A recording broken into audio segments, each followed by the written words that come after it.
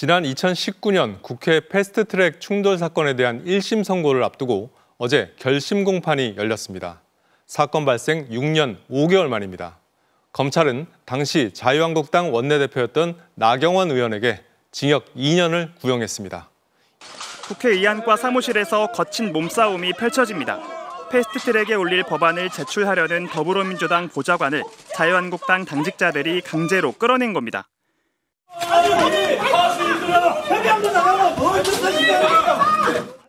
법안을 팩스로도 보내봤지만 허사였습니다. 이후 한국당은 의안과를 틀어막는 데 총력을 집중했습니다. 국회 경호권 발동에도 꿈쩍하지 않고 팔뚝질로 맞섰고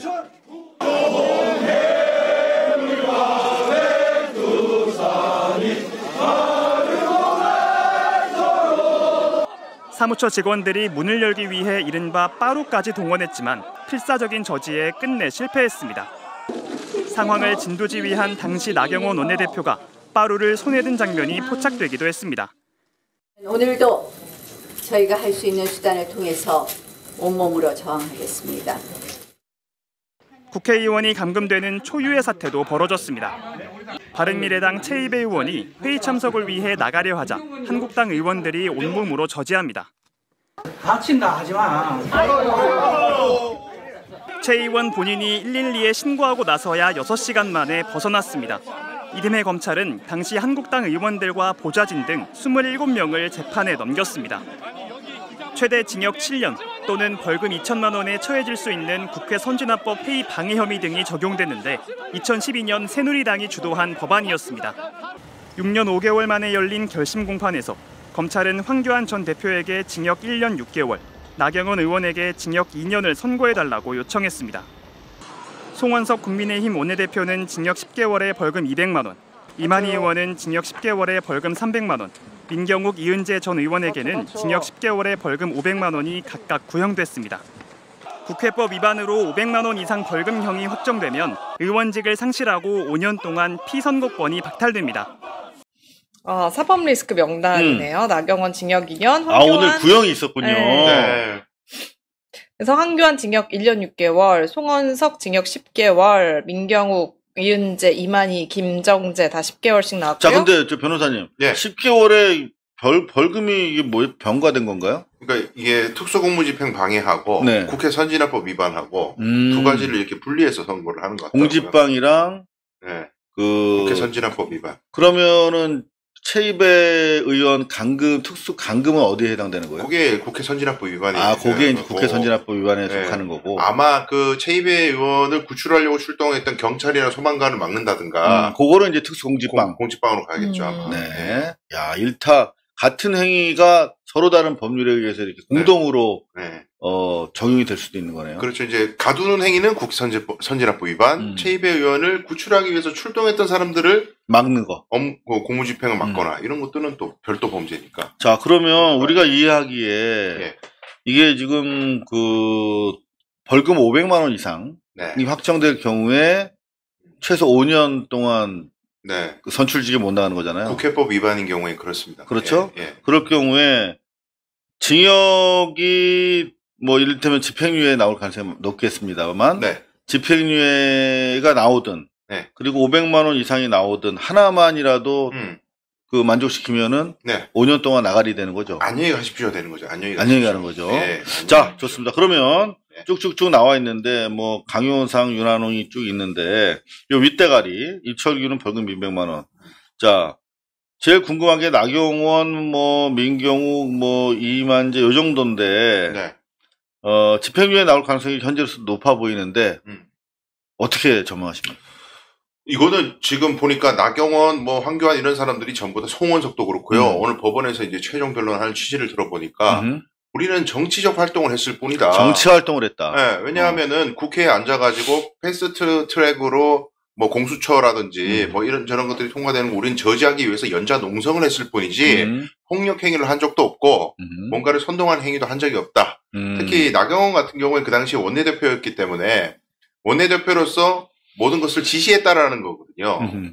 나는 지시한 바 없고 그냥 앉아가지고 연사 농정하고 민주당의 폭거에 대해서 항의했을 뿐인데 이게 무슨 범죄냐 이제 이런 취지의 변론을 했거든요. 그렇죠. 근데 법원 입장에서는 이거는 본질을 한참 벗어난 게 아니 지금 우리가 보고 있는 공수 사실이 왜 최이배 의원이 그 당시 이제 사개특위 간사로 이제 앉히게 돼가지고 이 사람이 회의장에 가야 패스트 트랙을 탈 수 있단 말이죠. 그렇지. 그걸 못 나오게 막은 거잖아. 그렇죠. 패스트 트랙이라는 제도를 만든 취지 자체가 국회에서 쌈박질하지 말고 국회에 아주 가중된 의석수를 가지고 있는 당이 다 동의를 하면은 패스트 트랙 태워서 6개월 뒤에는 본회의장으로 넘어가게 하자. 그렇죠. 싸우지 마라. 물리적으로 뭐 막고 하지 마. 패스트 트랙 제도가 있는데도 불구하고 근데 그걸 못하게 간사를 못하게 막았다. 6시간 동안 가뒀다는 거예요. 그렇죠. 최이배 의원이 그때 창문으로 이렇게 빼꼼 밀어갖고 막 창문으로 기자랑 인터뷰하고 막 그랬단 말이에요. 아 이걸 지금 문제 삼는 건데 무슨 연자동성에서 뿌리고 우리 평화적 시위했는데요. 이게 지금 아예 핀트가 나간 얘기예요. 전형적인 이제 논점 흐리기 변론인데 그렇습니다. 불타기 그게 일단 현재 스코어 이 정말 느림보 재판 이거는 뭐 법원의 100% 이거는 잘못인데 네. 검찰의 이 정도의 공소 수준은 또 어떻게 보세요? 뭐 제가 조금 개인적으로는 당연히 이거 야가지. 형이 셌으면 좋겠긴 너무 한데 야하게. 이게 지금 국회 선진화법에다가 특수공무집행 방해면 제가 이를테면 뭐 약간 비근한 예를 들면 전두환 집 앞에서 전두환 사과하라는 취지의 질문서를 가지고 네. 전달하는 과정에서 제가 잡혀왔어요. 뒷수갑 차고. 그때 제가 특수공무집행방해였거든요. 네. 제가 1년을 구형받았어요. 그때 당시에. 그거 했다고 1년을 구형받았으면 얘들은 한 10년씩 한 5, 6년 이상은 구형해야 되는 거 아닙니까? 뭐 요 정도는 이제 맥스가 아마 5년으로 봐야 될 것 같고요. 요 국회 선진화법 위반은. 근데 이제 하나만 제가 더 짚고 싶은 게 빠루 논란으로 그렇지. 나경원 의원이 자꾸 이제 빠루 가지고 나는 억울하다. 빠루라는 거에 민주당이 가지고 온 걸 내가 뺏어 가지고 이런 걸 가지고 다닌다라고 문제 제기하다가 찍히는데 왜 내가 빠루냐? 이건 전부 날조된 사건이야. 이렇게 연결하거든요. 네. 근데 이것도 물타기. 최이배 의원을 가두고 의원들을 동원해가지고 아니 문 입구에 소파 갖다 놓고 앉아버렸다니까요. 못 나가게. 그걸 지금 얘기하는 건데 뭐 빠르고 뭐고 지금 사건 본질을 자꾸 어지럽혀요. 뭐 믿는 구석이 있나 의심스러울 정도로. 자, 지금 조금 전에 이런 걸 누가 올려주셨는데 요게 좀 복잡하네요. 500만 원 이상의 벌금형을 선고받는 경우 5년 동안 피선거권을 박탈하도록 규정하고 있다. 자, 500만 원 이상 벌금형의 경우는 5년인데. 네, 국회법 위반만 이렇습니다. 네, 그리고 요건 또 뭐예요? 집행유예 이상의 형이 확정되면 피선거권이 10년간 제한된다. 뭐가 다른 거예요, 이게? 그러니까 기간이 늘어나잖아요. 벌금형이면 5년. 집행유예 이상형이 확정되면 피선거권 10년. 그럼 네. 집행유예 나올 가능성이 나경원 같은 경우 많으니까. 징역형의 집행유예입니다. 여기서 나오는 건 징역형의 그러니까. 집행유예 나오면 피선거권 10년. 그럼 나경원은 잘하면 10년 동안 안 봐도 될 수 있네요. 안 봐도 되고 지금 네. 국회의원은 당연 면직. 네, 네. 진짜 반가운 소식입니다. 다만 요것 또한 이제 2심 대법원까지 가야 시간 질질 됩니다. 끌겠지. 네, 고등법원, 뭐 대법원 쭉 가야 됩니다. 그래서 우리가 6년 지금 걸렸잖아요. 그러니까 네. 그래서 우리가 지금 사법 개혁, 정확하게 말씀드리면 법원 개혁을 네, 이야기하고 있는 것입니다. 요것 또한 법원 개혁이 이루어지지 않으면 네. 안 될 중요한 이유를 제기하고 있네요. 그 법원 행정처가요. 네. 이 사건을 리뷰를 해야 돼요. 왜 1심이 6년 가까이 걸렸느냐. 보면은 재판 기록이 아니라 전자의 그 나의 사건 검색이라고 사건 진행 경과를 보면은 계속 변호사 선임했다가 사임했다가 선임했다 사임했다 이러거든요. 이런 절차적인 문제 때문에 지연된 것으로 보이는데 어쨌든 재판 지휘를 적극 판사가 몇 번 바뀌었는지 몰라요. 이 재판하다가. 그럼 법원 입장에서는 아니 1심 재판 이렇게 많이 걸린 이유를 국민들한테 설명을 해야죠.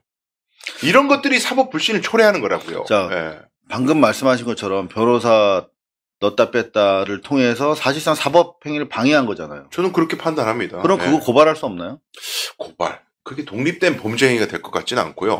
그게 뭐 공무집행방해 이렇게 구성하기 조금 어려운데 위계나 위력 행사는 아니어서. 그러니까 제가 봤을 때는 네.